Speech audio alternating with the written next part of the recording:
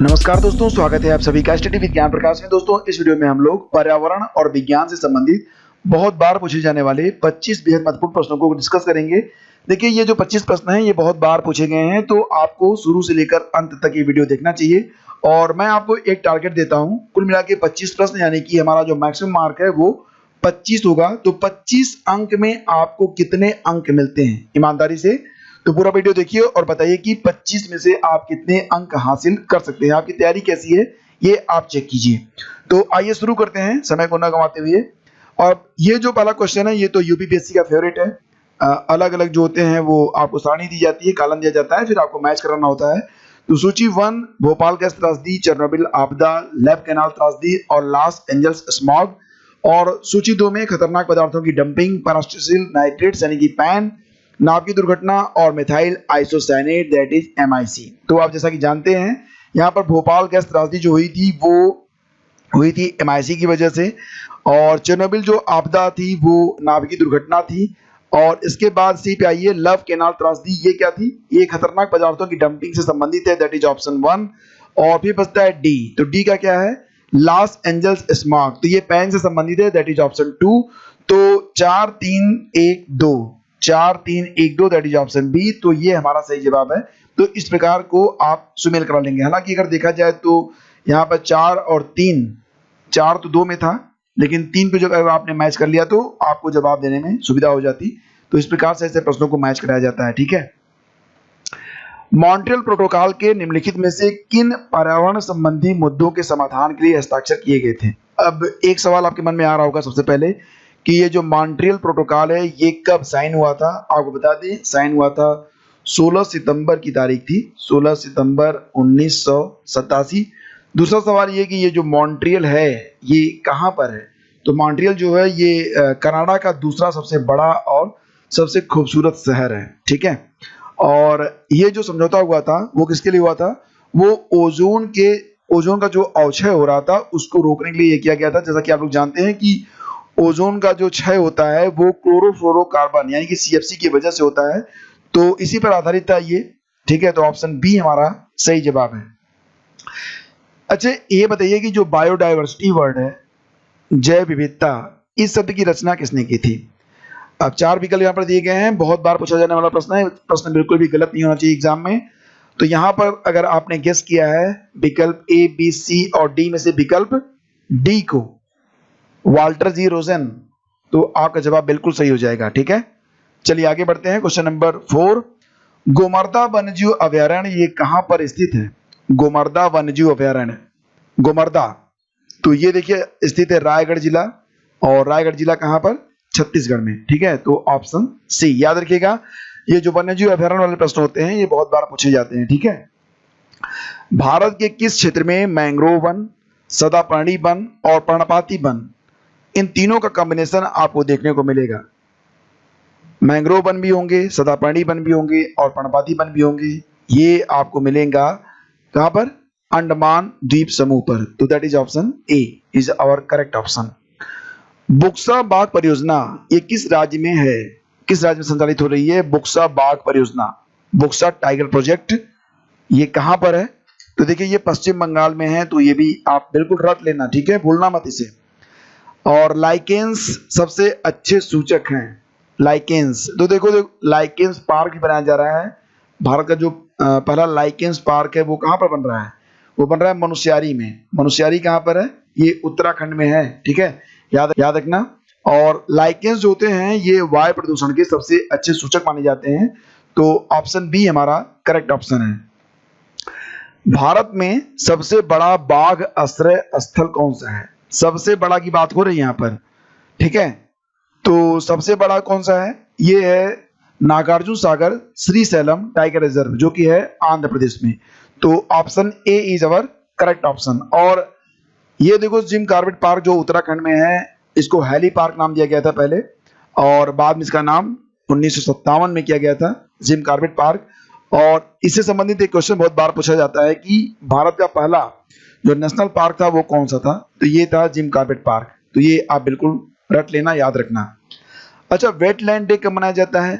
Wetland day, अब यहाँ पर देखो जो 1 अप्रैल, 2 फरवरी, 11 नवंबर और 10 दिसंबर 4 विकल्प हैं, चारों बहुत इंपॉर्टेंट हैं और बार बार एग्जाम में पूछे जाते हैं। आपके मन में अगर आ गया हो कि ये जो चारों तारीखें हैं उससे संबंधित आप जानते हैं कि ये कौन कौन से दिवस मनाए जाते हैं इन तारीखों को, तो वो आप बताइए। और वेटलैंड डे जो होता है ये प्रतिवर्ष 2 फरवरी को मनाया जाता है, 2 फरवरी को। और आपको बता दें कि 1971 में 1971 में ईरान के रामसर शहर में कैस्पियन सागर के तट पर कन्वेंशन ऑन वेटलैंड को अपनाया गया था और इसके बाद 2 फरवरी को प्रतिवर्ष वेटलैंड डे के रूप में मनाया जाता है। ठीक है, अब एक बात और मैं आपको बता दूं कि थीम क्या है। तो 2019 की भी थीम, 2020 की भी थीम और 2021 की भी थीम मैं आपको बताने वाला हूं। तो देखो 2019 में थीम रखी गई थी आर्द्रभूमि और जलवायु परिवर्तन। ठीक है, तो 2019 की थीम क्या थी? आर्द्रभूमि और जलवायु परिवर्तन। और 2020 की थीम क्या है? आर्द्रभूमि और जैव विविधता। ठीक है, आर्द्रभूमि और जैव विविधता। और 2021 की थीम भी डिसाइड हो गई है, दैट इज आर्द्रभूमि और जल। तो ये 3 साल की थीम है और इसी में से अगर पूछा जाएगा तो कोई एक पूछा जाएगा तो सभी आपको पता होना चाहिए। अब देखो जो 1 अप्रैल है ये प्रतिवर्ष मनाया जाता है फूल डे के रूप में। 11 नवंबर और 10 दिसंबर ये दोनों बहुत इंपॉर्टेंट डेज हैं, बार बार पूछे जाते हैं। तो 11 नवंबर को क्या मनाया जाता है? 11 नवंबर को मनाया जाता है शिक्षा दिवस। ठीक है, शिक्षा दिवस। और 10 दिसंबर को क्या मनाया जाता है? मानवाधिकार दिवस। तो ये दोनों याद रखना, दोनों क्या बल्कि आप सभी को याद रखना, काफी इंपॉर्टेंट है।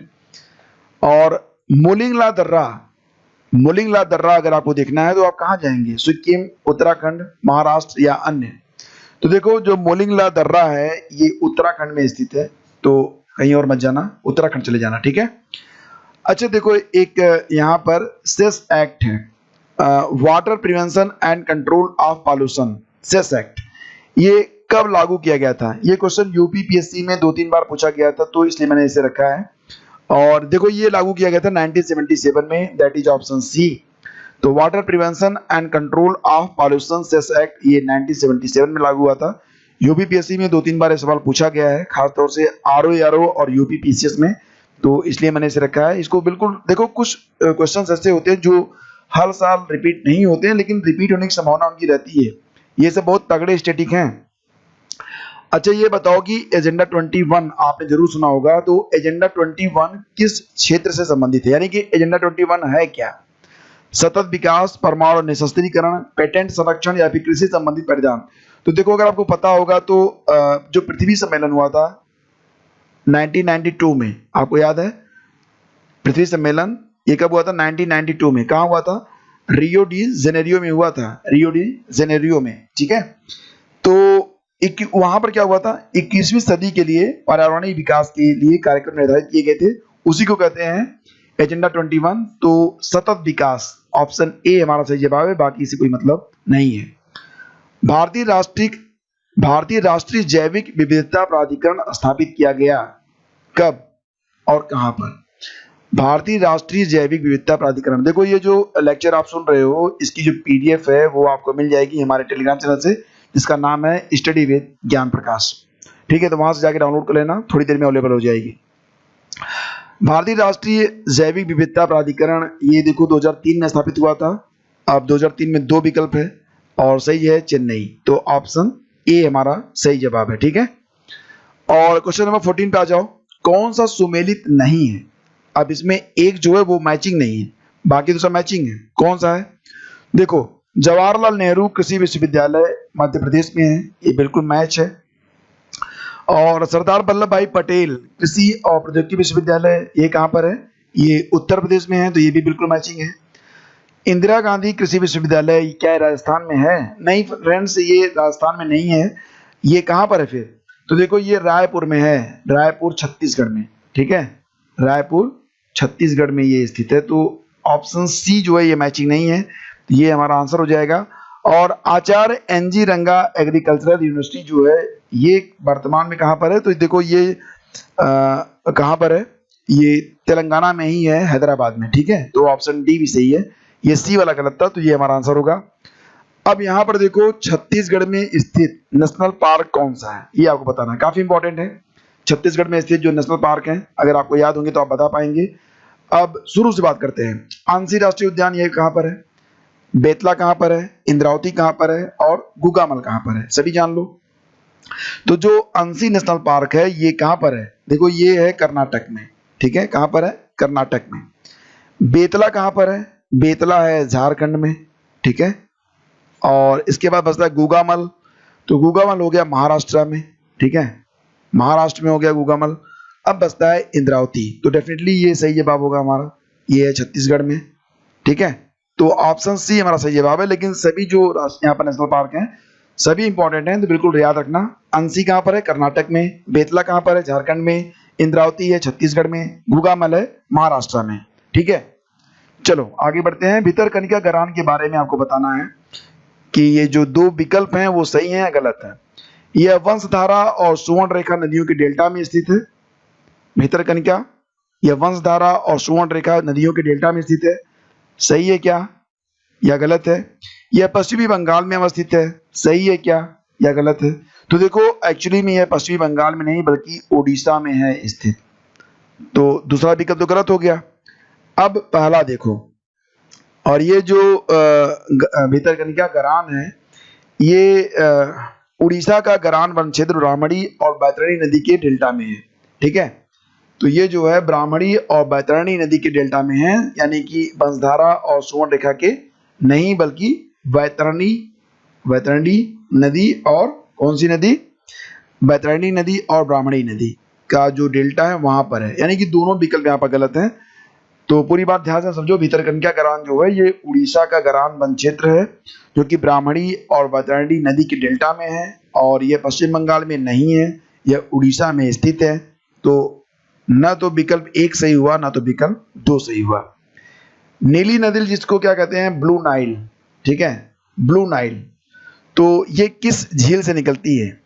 देखो जो नीली नदी है ब्लू नाइल, ये कई बार पूछा गया प्रश्न है, और ये इथियोपिया में है स्थित, और इथियोपिया के ताना झील से निकलती है, ठीक है। तो ऑप्शन बी। निम्नलिखित में यौगिकों के किस समूह को सहायक आहार कारक यानी कि एसेसरी डाइटरी फैक्टर कहा जाता है। देखो ये क्वेश्चन बहुत इंपॉर्टेंट है, ठीक है। आपको बताना है कि वसा यानी कि फैट, हार्मोन, प्रोटीन और विटामिन में कौन सा एसेसरी डाइटरी फैक्टर है, और अगर आपने पढ़ा होगा तो आपको याद होगा कि ये है प्रोटीन। तो ऑप्शन सी हमारा सही जवाब है।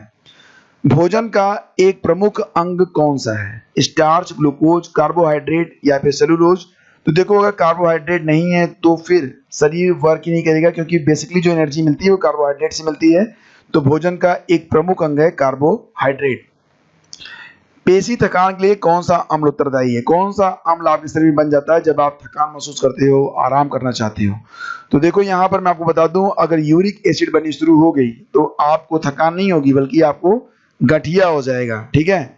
बेंजोइक एसिड जो होता है ये फलों और अचारों के परिरक्षण के लिए जो मिलाया जाता है। लैक्टिक एसिड जब बनता है तो आपको थकान लगती है, आराम करते हो तो ये जो लैक्टिक एसिड है वो खत्म हो जाती है, और उसके बाद फिर आप थोड़े से तरोताजा हो जाते हो। तो ऑप्शन डी हमारा सही जवाब है। कोविड-19 के लिए कौन सा वायरस जिम्मेदार है। कोविड-19 जो वर्तमान में कोरोना वायरस है उसके लिए कौन सा वायरस जिम्मेदार माना गया है, तो ये है SARS-CoV-2, ठीक है। तो ये याद रखना काफी इंपॉर्टेंट है, वर्तमान में ये महामारी फैली हुई है, तो ये क्वेश्चन इंपॉर्टेंट है, पूछा जा सकता है। और भारत का जो पहला परमाणु रिएक्टर था उसका नाम क्या था। भारत का जो पहला परमाणु रिएक्टर था उसका नाम था अप्सरा। तो ऑप्शन ए हमारा सही जवाब है। और ये जो अप्सरा परमाणु रिएक्टर है ये ट्रॉम्बे में स्थित है। कहां पर स्थित है, ट्रॉम्बे। भारतीय अंतरिक्ष अनुसंधान समिति के अध्यक्ष कौन थे। भारतीय अंतरिक्ष अनुसंधान समिति के देखो जो ये इसरो है ना, इसरो, इसका ये बाद में नाम हुआ था, जब स्थापना हुई थी 1969 में। इसरो की स्थापना कब हुई थी, 1969 में, और तारीख थी 15 अगस्त। और इसके पहले जब 1962 की बात है, ये 1962 में जब परिकल्पना की गई थी एक भारतीय राष्ट्रीय अंतरिक्ष अनुसंधान समिति की, तो उसको जो है इंको स्पेयर नाम दिया गया था, ठीक है। इंको स्पार एक्चुअली में इसको नाम था दिया गया इंको स्पार। तो उस समय भारतीय अंतरिक्ष अनुसंधान समिति के जो अध्यक्ष थे वो बनाए गए थे विक्रम साराभाई। अच्छा ये जो तस्वीर आप देख रहे हो ये हैं विक्रम साराभाई जी, और ये कौन है पहचान रहे हो, यस, ये हैं डॉक्टर एपीजे अब्दुल कलाम जी, ठीक है, डॉक्टर एपीजे अब्दुल कलाम जी, मिसाइल मैन।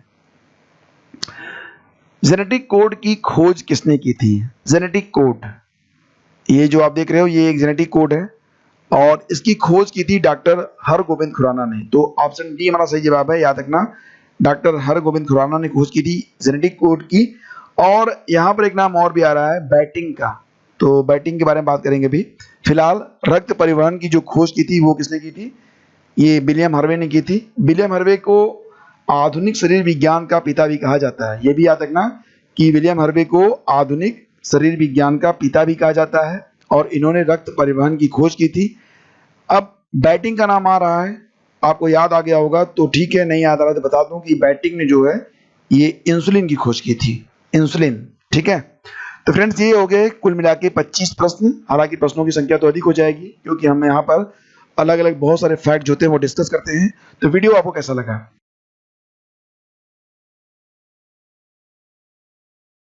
आप जरूर बताइएगा कि वीडियो आपको कैसा लगा।